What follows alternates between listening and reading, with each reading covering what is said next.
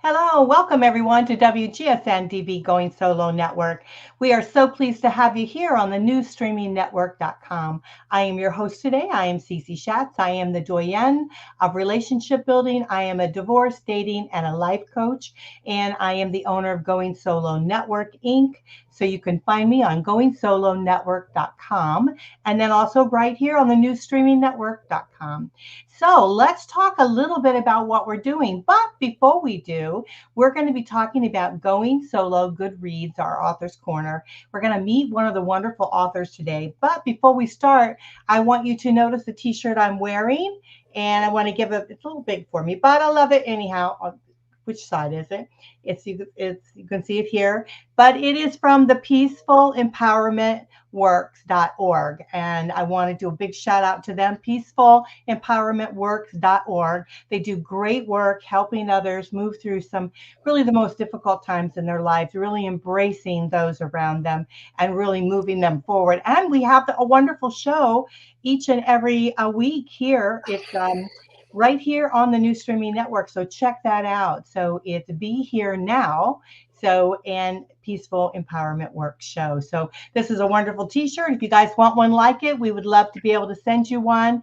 Just do a donation to their organization and they'll be happy to supply you with one. So again, that's peacefulempowermentworks.org. So thank you for the t-shirt, everyone. Now let's move on to our author because we cannot waste another minute. We are going to have such a great show today.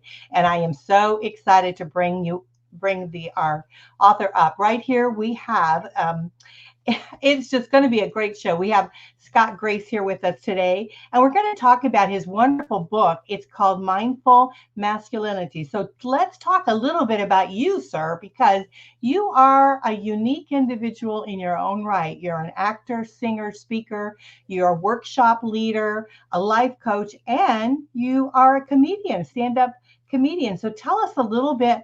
I don't know if we can say more about you, but you are a very interesting man. So tell us a little bit about you and why you decided to write this interesting book.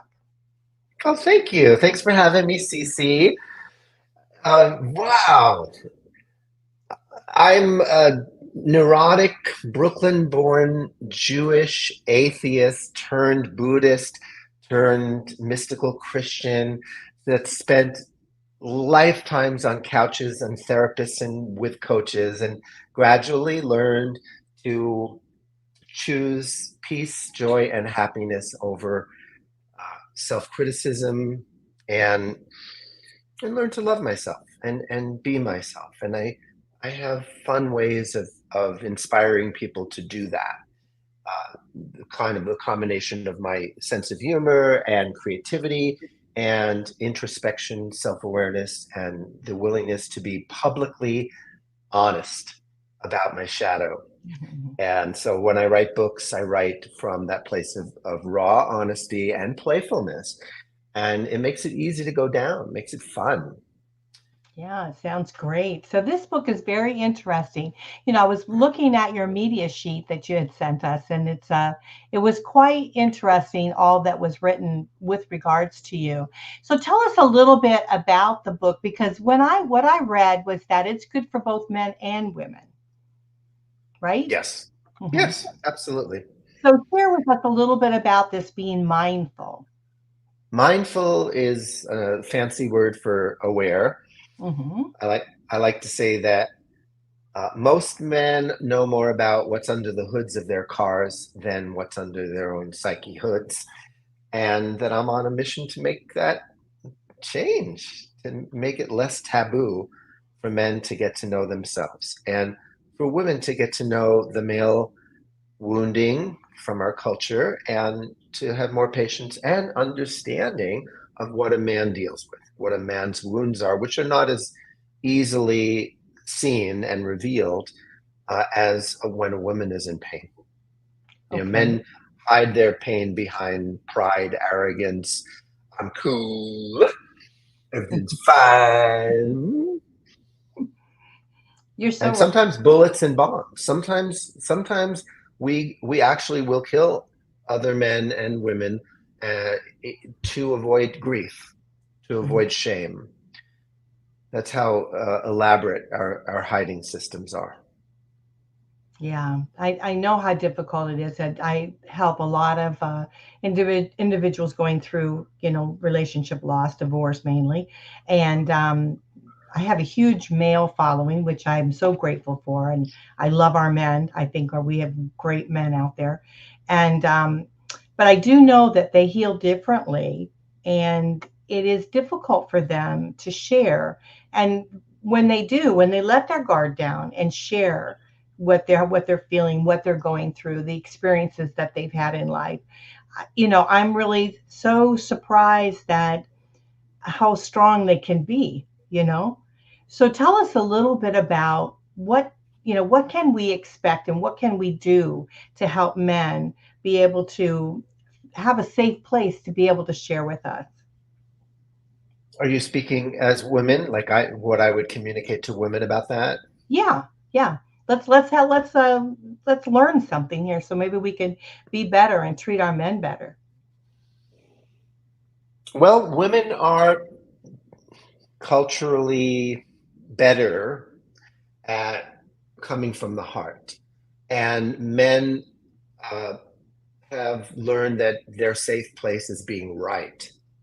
So I would say to women, please don't match men with your own power. Like, in other words, don't try to be right. Let the guy be right and come from your heart and speak from your heart. In other words, you could say, you may be right, but I feel distant from you and I'd like to feel closer. So that takes the conversation from the head to the heart by being Mhm. the first one to reveal vulnerability, because it's harder for men to reveal vulnerability, but you have to model it, you have to do it.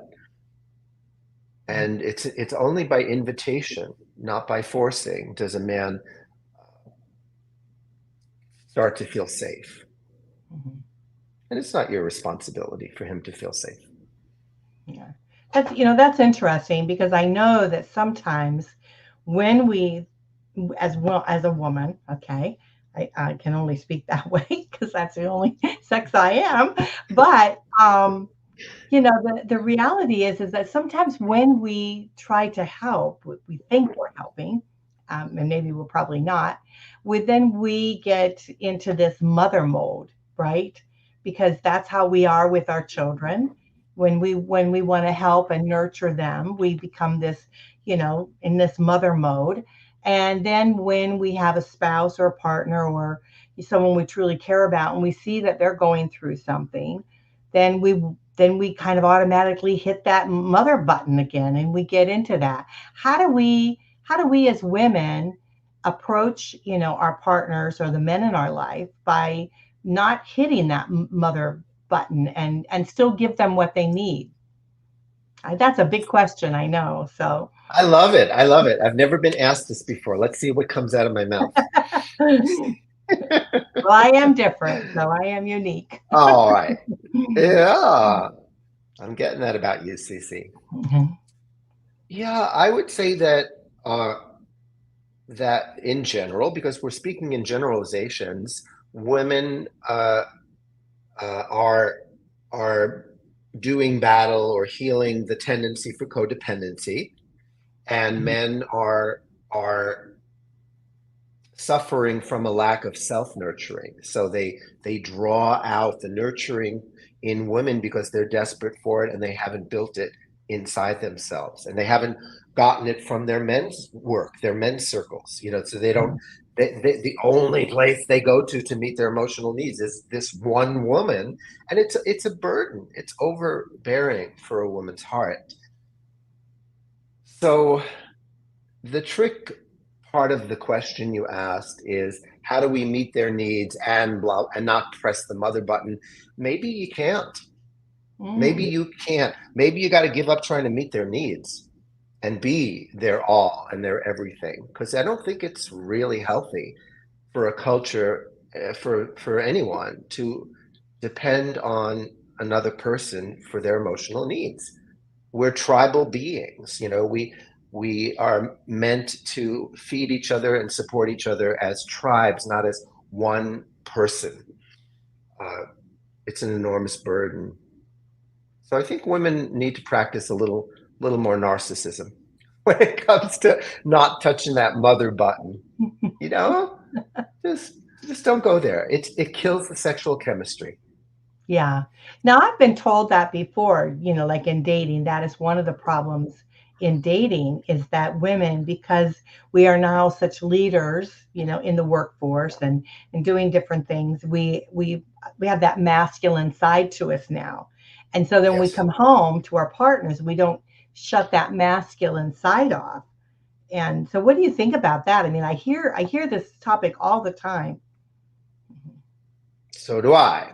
You're It the expert, is. so yeah. It's a challenge, and I I think that evolutionary speaking, where both sexes are becoming more whole brained. I like to call it whole brain because the left side of the brain is the intellect and the masculinity, and the right side is the intuition and the feminine side. Mhm. And we're being called as a species to be all of it. Uh, no more just manly men and princesses. It's like we're being called to develop both sides of our soul, both sides of our brains, and it's a tricky time because when you are a woman, like receiving love and softening into receptivity, you do have to give up that masculine hat. And there are rituals, there's there's things you can do, bubble baths and massages, and teaching a man how to nurture you in to that receptive place, which could be anything from candles to, there's every woman has knows what she needs to soften and take off that masculinity hat and let a man drive the car. And it's so beautiful when that happens. When a man gets to lead, not control, but lead a woman with love. That's very interesting because I so agree with that. I think that a lot of times if a woman is shed, and this is just my opinion, so tell me, sir, if I'm wrong. Tell me, Scott. Just correct me because I'm here to learn, like everyone here that's listening. But Mm. for me, I feel like when a woman's really into her masculine mode, so to speak, when she's with her partner, there's a reason for that because I think naturally we want to be in the feminine role. We want to feel that way. We want to be that way. But when we have to flip the coin and be more masculine, there's something that's happening within that relationship that's creating that's making you then become kind of masculine. What do you think about that? It's tricky. It's a tricky time in our development because men are accessing their feminine side and realizing that they do have a need for nurturing. And sometimes it's been so out of balance. There's been so many Marlboro men and John Waynes, and so many messages for men to keep it all together, that when they start to touch their hearts, huge amounts of sadness, huge amounts of neediness comes up. And so, I'm not a big optimist when it comes to peace and harmony in relationships. I think there is a certain amount of inevitable tension and evolutionary madness. We're in the wash, rinse, and spin cycle of human healing, human cleansing, human development. So no easy answers are coming out of my mouth.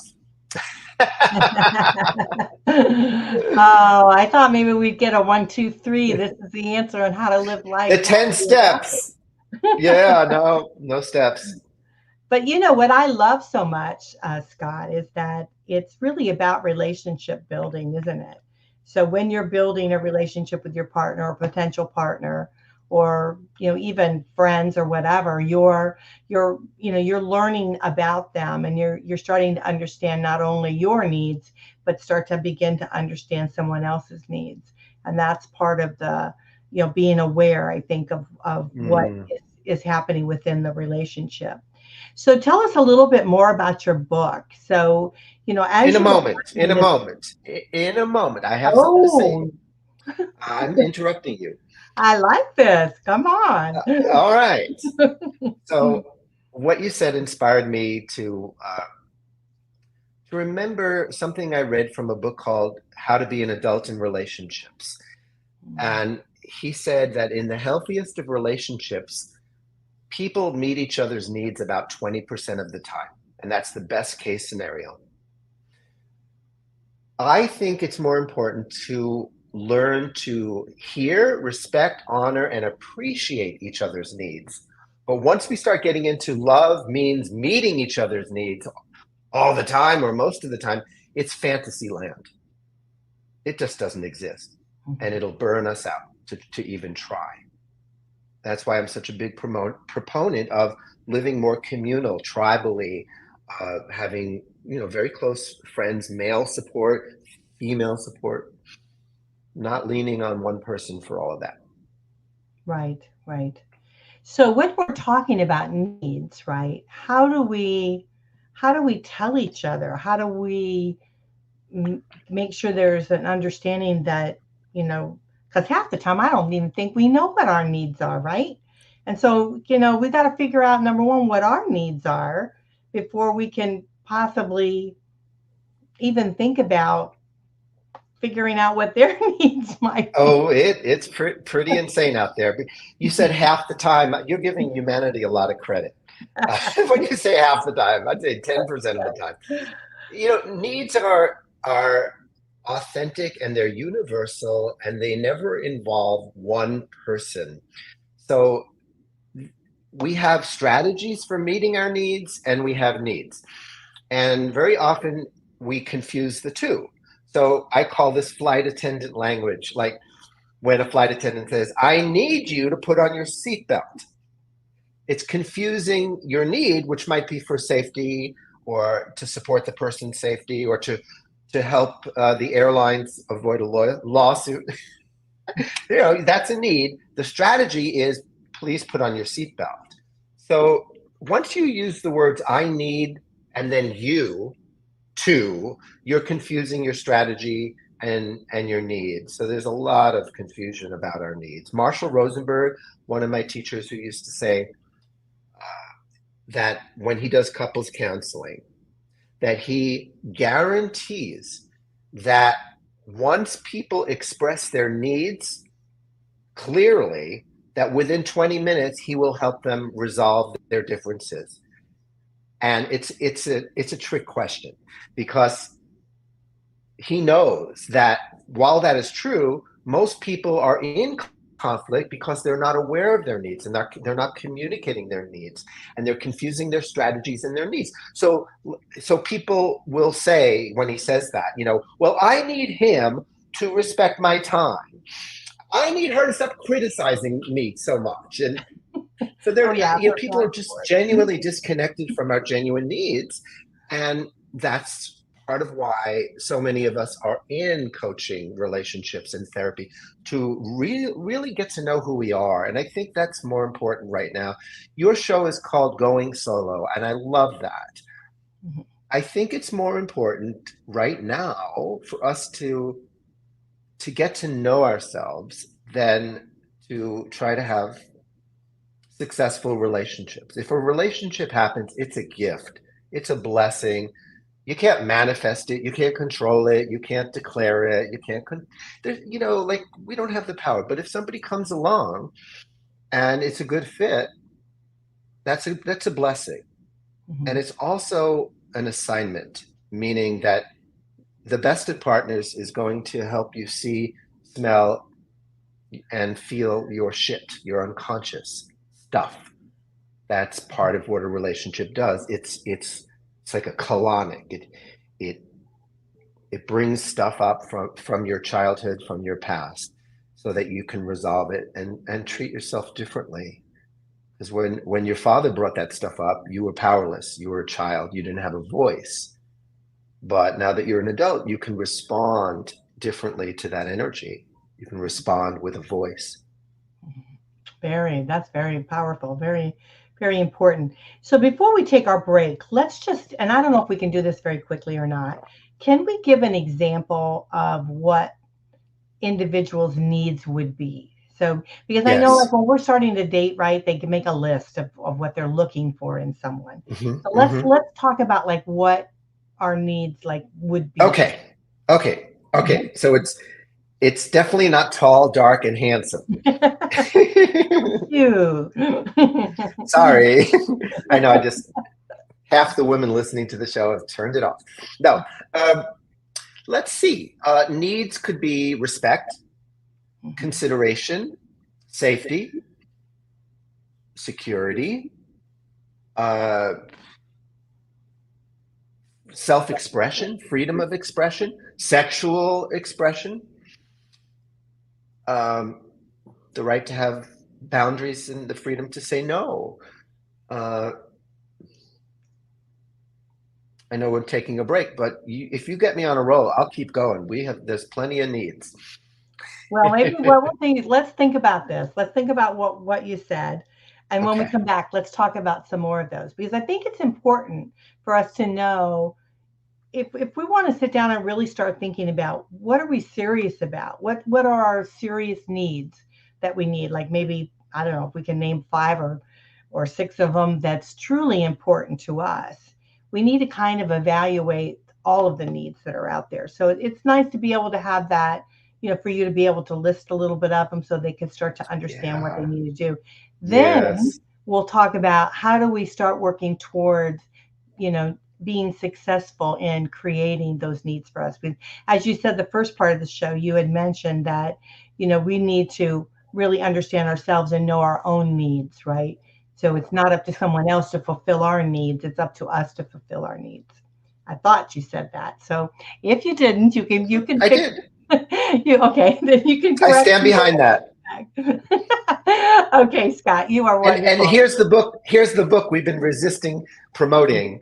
Oh yes. Mindful Masculinity, a book for women, a book for men and the women who love them. It's on Amazon. And forgive me for not talking about it because this conversation is so juicy and most of the stuff is in the book anyway.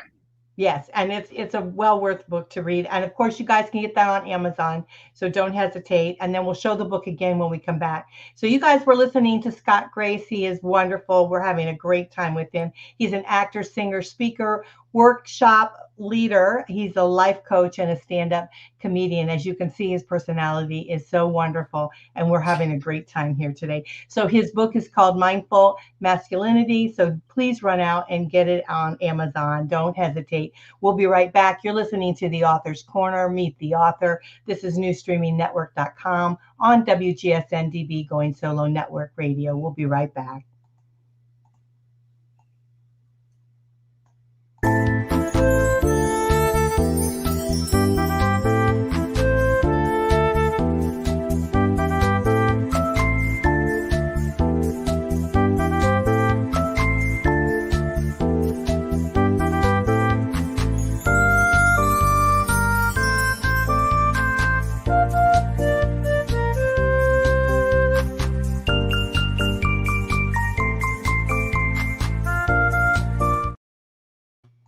Well, welcome back to Going Solo Good Reads, Author's Corner, Meet the Author. Today we have a wonderful author here with us. We're talking about his great book, Mindful Masculinity with Scott Grace. You're listening to the newstreamingnetwork.com on WGSN-DB Going Solo Network. And we are so pleased to have you here with us. I am Cece Schatz. I'm your host here today. I'm the doyenne of relationship building, and I am so pleased to be here with Scott. You are a wonderful, wonderful guest, and I'm loving our conversation.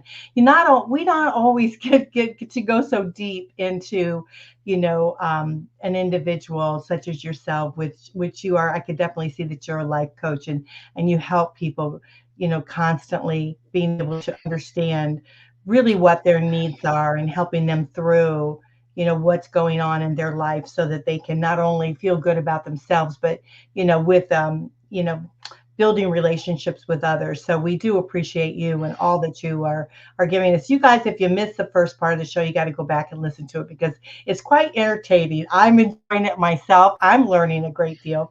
But we closed out talking about, what the various different types of needs are. And so, did we miss anything that you think is very important that those out there need to be hearing? There is a list, and I recommend people download it. You can find it on the internet. Nonviolent communication: a list of universal feelings and needs. Uh, Study it. I have my clients study it, especially women, but and anyone who's not in touch with their feelings and their needs. Hmm. Just start looking at the words, learn the language of vulnerability, and then you'll be able to start to speak it. Yeah, that's great advice. I would say that from my own evolution, I have uh, had to switch my fundamental place of residence from am I good enough to what are my needs? It's like the basic question that emanates from my psyche used to be, am I doing it right? Is there something wrong with me? To and what's wrong with me and how can I fix it? That was my quest. And now Mhm. it's like more like, wow, what are my needs in this moment and how can I meet them? Yeah, And that's good. one of the beautiful things is that I don't have to meet the whole entire enchilada. I just feeling a little better is the best. Just a little better, and then a little better, and you build on it. But it's not always realistic where you could say, "Oh, my need is rest, so I'm going to, take the day off." It's not always realistic. You're not always able to meet your needs, but just learning to identify them and support them, be behind them, is an enormous relief Yeah, from I think where most of us are.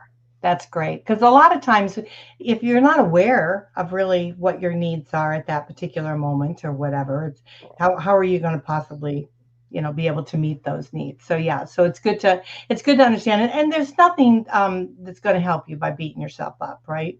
There's nothing that's going to, you know, when you have that negative voice in your head, it's not going to propel you into anything positive. So, but turning and flipping it to saying, okay, what is my need at this very moment? What is it that I truly do need to happen?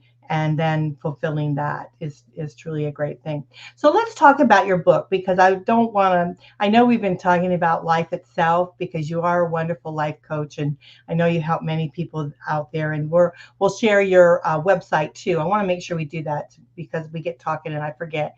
So his website is scottsongs.com. That's SCOTTSONGS.com.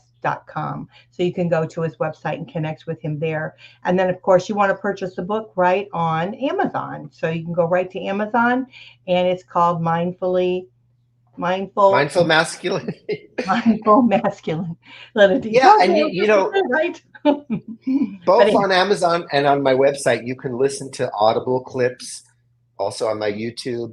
And I always recommend people buy it on Audible because of the way that I read it. I weave in the comedy and the music, and it's just more spontaneous and authentic. It's like people feel like they're in a relationship with me while they listen to me reading the book. yeah, I love that. Well, I don't. I pretty much do all my books by Audible now because when I'm in the car, I listen to it. When at home, I listen to it. It's great. It's a great way to be able to do it. And the other thing is these books that we share with you, and I think Scott's book, it's really an empowering book. So it's going to really lift you up. It's going to help you to be able to understand and move forward. And like you had mentioned, any women out there, if you have a man in your life that you want to try to help and support, I mean, I think the book would be an eye opener for them, right? Yes, yes, and yes, because it makes self-awareness go down easy. It's Mhm. smooth. It's a smooth drink because of the way that I combine humor and vulnerability, and I use my own life as a guinea pig. So I don't preach. I don't even teach. I just tell stories, and the stories teach better than any teaching that I could possibly do. True stories, That's my wonderful. life. It's filleted open so that men and women can learn and grow. That's great. Now, are there anything that you want to share with the audience that we haven't actually touched on today? I would say let's play. In other words, part of me is just spontaneously wanting to answer a question in rhyme. So I put it to you, Cece. Is there anything you'd like to ask me? And this time, I'm going to answer in rhyme, if that's not a crime. And you asked me a serious question. Like the questions you've been asking me are wonderful, but this Right. time, Well, okay. So what I'd like to ask you is, was there any one time in your life that really, I mean, was a turning point for you to say, I have to write this book? Was there any one special time you said, I've got to write this book to get this out to the world?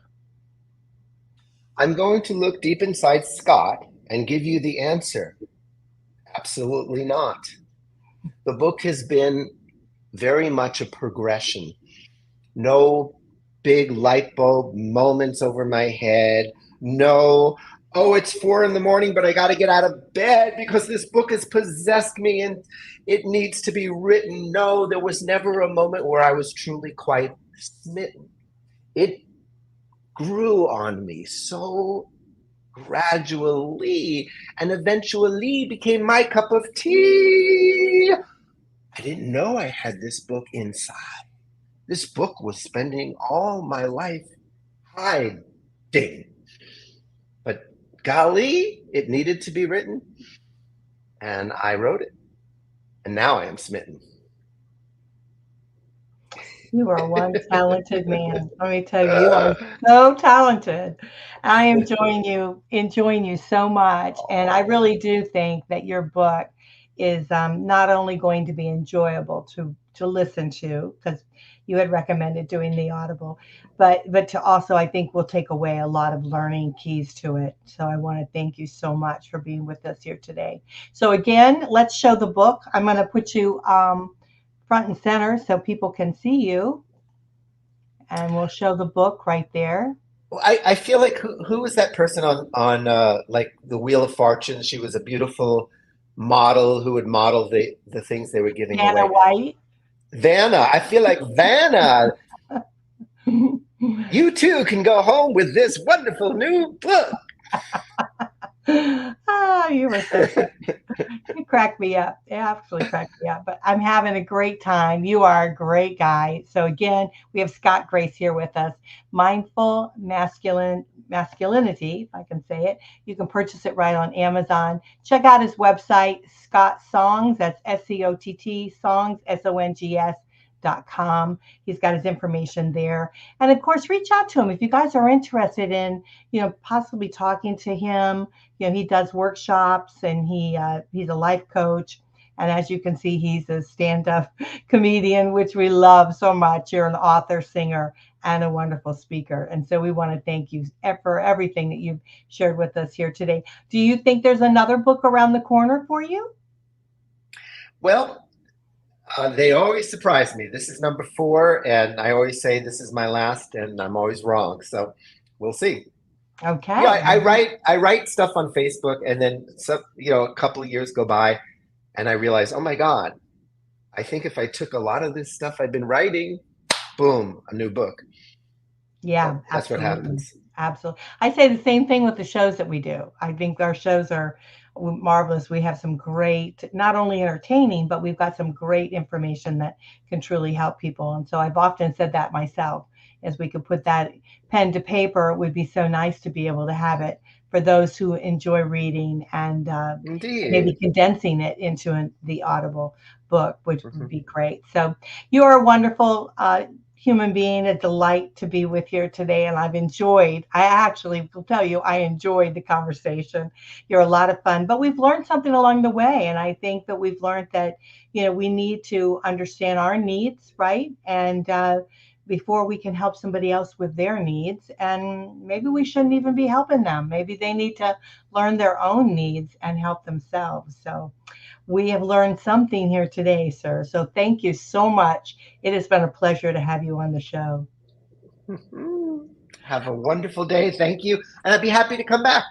Oh, I would love to have you. I know we could have some really interesting conversations for sure.